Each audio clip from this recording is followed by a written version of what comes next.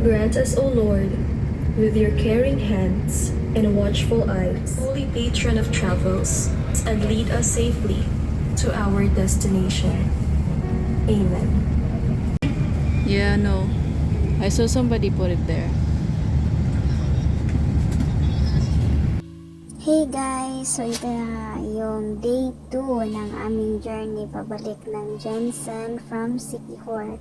So ayan, kasi nagstay kami ng one night sa Dumaguete. And the next day, we took a bus from Dumaguete to Cebu. So nadaanan namin ulit itong Campanario de Dumaguete guys. Actually, we are planning to come back here and explore Dumaguete kasi nga hindi sapat yung one night namin na stay dito. Pero kahit maikli lang naman yung stay namin dito, it was still fun. At ito nga guys, on the way to the port, nadaanan namin ang Silliman University. So isa ito sa pinakamatagal ng university sa Pilipinas, which was established in August 28, 1901. So ayan guys, napakarami ng malalaking puno dito sa Dumaguete. At sobrang napapagaan nila yung pakiramdam habang nagbabiyahe ka.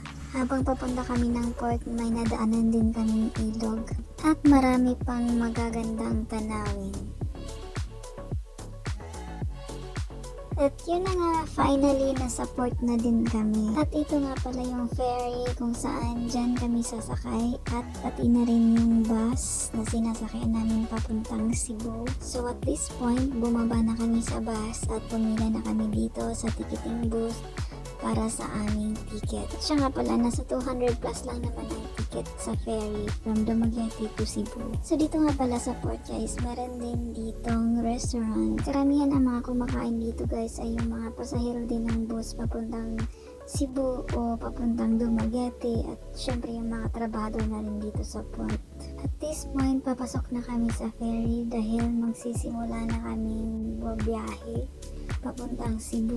Malapit lang naman from Dumaguete to Cebu. Nasa mga 45 minutes lang ang biyahe sa ferry. So habang paakyat kami ng barko guys, medyo nalulungkot din ako kasi naalala ko lang yung aso na na-meet namin doon sa Rizal Boulevard.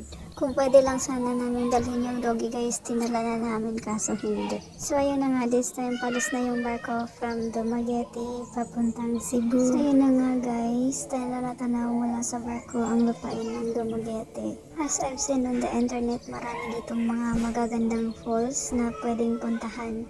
So babalik kami soon. Ayun na nga mga Mars, palarga na. So, tara, ubanimi.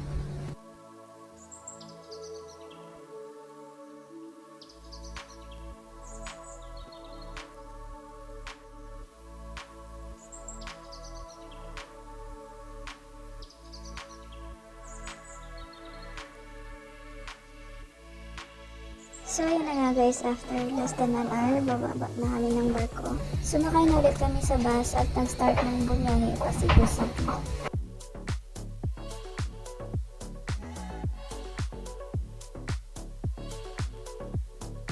Dito nga guys, mapipil mo na nasa Cebu City ka na kasi nandyan na yung traffic. At namangha lang ako along the way, sobrang gaganda ng mga simbahan na nadaanan namin. Yung ibang simbahan dito, siguro kasing tandaan yung mga simbahan na nasa Bohol at sa Siquijor. Buti na lang talaga guys at hindi Sunday ngayon. Dahil kung hindi, naku, sobrang puno na ng kalsada dahil sa mga nagsisimba. Dito nga sa place na to, Paskong Pasko pa. At dito nga sa Cebu guys, malapala siya mga simbahan dito. Ang gaganda. Kaso nga lang yung pinaka-ayaw ko dito ay yung traffic. Siguro dahil na rin ito sa sinulog na isi-celebrate ng mga taga Cebu bukas. Marami din kasing galing iba't ibang lugar ng Pilipinas para makipag-celebrate din ng sinulog.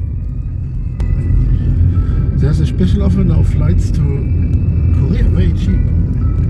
So you can fly to Korea and then from Korea here. You go to Korea? Yeah, one time I would like to see Seoul. Youngster.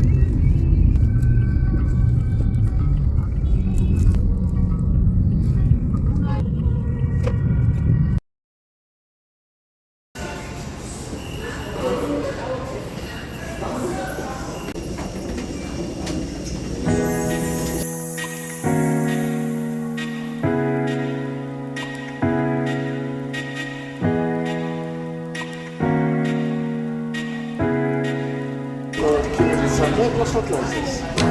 Yeah, we were not here. No, not yet. Sound. What do you say? Boring trip. Lucky we are back in Jensan, the city of fun. Only boring nature. Yeah.